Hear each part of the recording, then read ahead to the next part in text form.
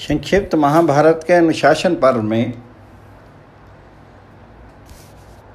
ब्रह्मसर तीर्थ में अगस्त्य के कमल की चोरी पुष्ट होने पर ब्रह्म ऋषि और राज ऋषियों की धर्म उद्देश्यपूर्ण शपथ।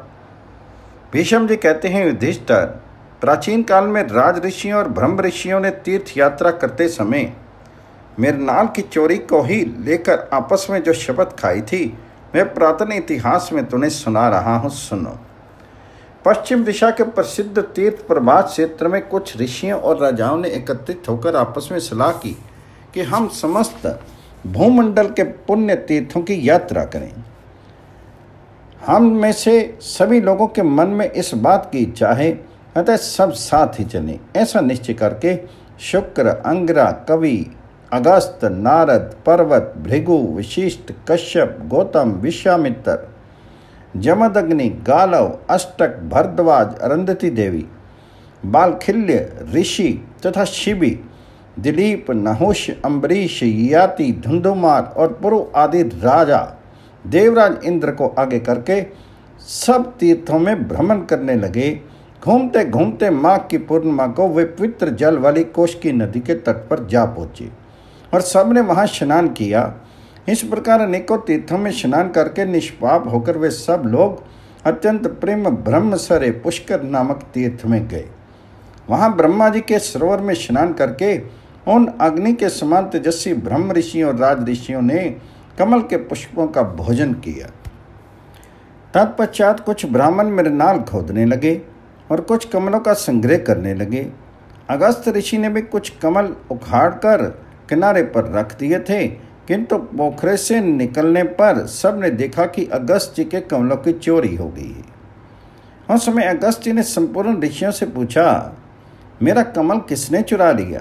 तब सभी महर्षि घबरा उठे और कहने लगे, मुनिवर, हम लोगों ने आपके कमल नहीं चुराए हैं। इस बात की सच्चाई के लिए हम कठोर शपथ खा सकते हैं।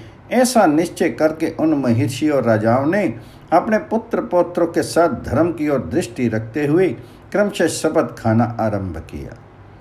भृगु बोले, मुनि, जिसने आपके कमल की चोरी की हो उसे गाली सुनकर बदले में गाली देने और मार खाकर मारने का पाप लगे।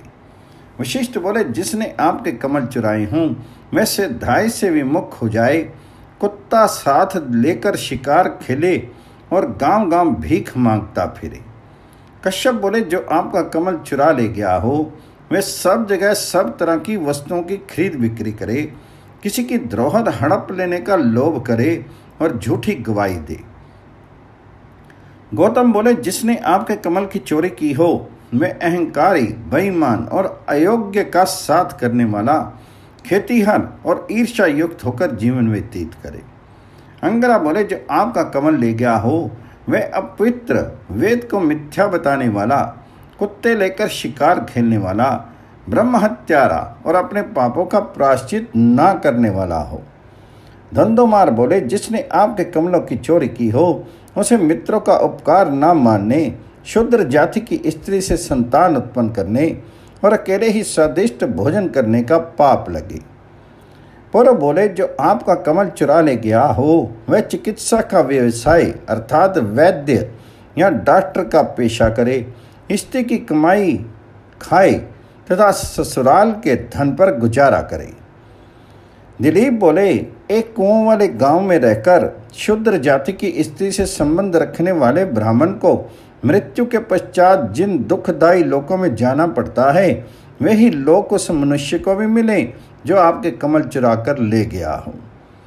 शुक्र बोले, जिसने आपके कमलों की चोरी की हो उसे दिन में स्त्री संग और राजा की चाकरी करने का पाप लगे। जमदग्नि बोले, जिसने आपके कमल लिए हों वह निषिद्ध काल में अध्ययन करे, मित्र को ही श्राद्ध में जिमावे तथा स्वयं भी शूद्र के श्राद्ध में भोजन करे। शिवी बोले, जो आपका कमल चुरा ले गया हो वह अग्निहोत्र किए बिना ही मर जाए, यज्ञ में विघ्न डाले और तपस्वियों के साथ विरोध करे। याति बोले, जिसने आपके कमलों की चोरी की हो वह व्रतधारी होकर भी ऋतुकाल के अतिरिक्त समय में स्त्री संग और वेदों का खंडन करे। नहुष बोले, जिसने आपके कमलों का अपहरण किया हो वह सन्यासी होकर भी घर में रहे, यज्ञ की दीक्षा लेकर भी मनमाना बर्ताव करे और वेतन लेकर विद्या पढ़ावे। अम्बरीश बोले, जो आपका कमल ले गया हो वह निरशंस हो, स्त्रियों, बंधु बांधवों और गौओं के प्रति अपने धर्म का पालन नहीं करे तथा ब्रह्म हत्या के पाप का भागी हो। नारद जी बोले, जिसने आपके कमलों का अपहरण किया हो वह देह रूपी ग्रह को ही आत्मा समझे, मर्यादा का उल्लंघन करके शास्त्र पढ़े, उल्टे सीधे सर से वेद मंत्र का उच्चारण करे और गुरुजनों का अपमान करने वाला हो। नाभाग बोले, जिसने आपके कमल चुराए हों वह सदा झूठ बोले, संतों के साथ विरोध करे और कीमत लेकर कन्या बेची। कवि बोले, जिसने आपका कमल लिया हो वह गौ को लात मारने, सूर्य की ओर मुंह करके पेशाब करने और शरणागत को त्याग देने के पाप का भागी हो। विश्वामित्र बोले, जो आपका कमल उठा ले गया हो वह राजा का पुरोहित और अन्य अधिकारी का यज्ञ करने वाला हो तथा खरीदे हुए गुलाम को अपने मालिक की खेती में हानि पहुंचाने से जो दोष लगता है वही उसे भी लगे। पर्वत बोले, जिसने आपका कमल चुराया हो वह गांव का मुखिया हो, गधे की सवारी पर चले और पेट भरने के लिए कुत्तों के साथ लेकर शिकार खेले।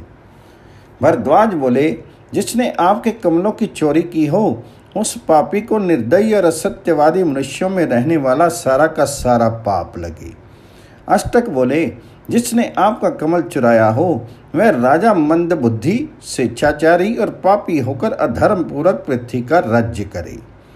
गालव बोले, जो अपना कमल चुरा ले गया हो वह महापातकियों से भी बढ़कर निंदनीय, अपने बंधुओं का अपकार करने वाला तथा दान देकर अपने ही मुंह से उसका बखान करने वाला हो। अरुंधति बोली, जिस स्त्री ने आपका कमल लिया हो वह अपनी सास की निंदा करे, स्वामी से रूठी रहे और अकेले स्वादिष्ट भोजन करे। बालखिल्य बोले, जो आपका कमल ले गया हो वह अपनी जीविका के लिए गांव के दरवाजे पर एक पैर से खड़ा रहे और धर्म को जानते हुए भी उसका परित्याग कर दे। शुनशक बोला, जो द्विज होकर भी सवेरे और शाम को अग्निहोत्र की अवहेलना करके सुखपूर्वक सोता हो तथा सन्यासी होकर भी मनमाना बर्ताव करता हो, ऐसे मनुष्य को जो पाप लगता है वही उसका कमल चुराने वाले को भी लगे। सुरभि बोली, जिस गौ ने आपके कमलों की चोरी की हो उसका पैर बालों की रस्सी से बांधा जाए और उसे दूसरा बछड़ा दिखाकर कांस के बर्तन में दोहा जाए। भीष्म जी कहते हैं, युधिष्ठिर, इस प्रकार जब सब लोग नाना प्रकार की शपथें कर चुके तो देवराज इंद्र बहुत प्रसन्न होकर मुनिवर अगस्त्य के सामने प्रकट हो गए। उन्होंने मुनि की ओर दृष्टिपात करके कहा, ब्राह्मण, जो आपका कमल ले गया हो वह यजुर्वेद के ज्ञाता ऋत्विक को तथा सामवेद के विद्वान ब्रह्मचारी को कन्या देने का फल प्राप्त करे तथा वह अथर्ववेद का अध्ययन समाप्त करके स्नातक बने। यही नहीं, वह संपूर्ण वेदों का अष्टाध्यायी, पुण्यशील और धार्मिक होकर ब्रह्मा जी के लोक में गमन करे।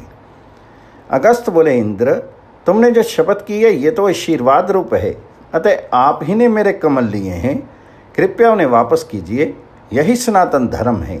तो इंद्र ने कहा, भगवान, मैंने लोभ के कारण नहीं, धर्म सुनने की इच्छा से ही ये कमल उठा लिए थे, अतः आपको मुझ पर क्रोध नहीं करना चाहिए। आज मैंने आप लोगों के मुंह से उस आर्ष सनातन धर्म का श्रवण किया है जो नित्य अविकारी, अनामय और संसार सागर से पार उतारने के लिए पुल के समान है। इससे धार्मिक श्रुतियों का उत्कर्ष सिद्ध होता है। अच्छा, अब आप ये कमल लीजिए और मेरा अपराध क्षमा कीजिए। इंद्र के ऐसा कहने पर अगस्त मुनि ने प्रसन्नतापूर्वक वह कमल ले लिया। तदनंतर उन सब लोगों ने वन के मार्गों से होते हुए पुनः तीर्थ यात्रा आरंभ की और पुण्य तीर्थों में जाकर गोते लगाए। जो प्रत्येक पर्व के अवसर पर इस पितराख्यान का पाठ करता है उसके ऊपर कोई आपत्ति नहीं आती तथा वह चिंता और पाप से रहित होकर कल्याण का भागी होता है। जो ऋषियों द्वारा सुरक्षित इस शास्त्र का अध्ययन करता है वह अविनाशी ब्रह्म धाम को प्राप्त होता है।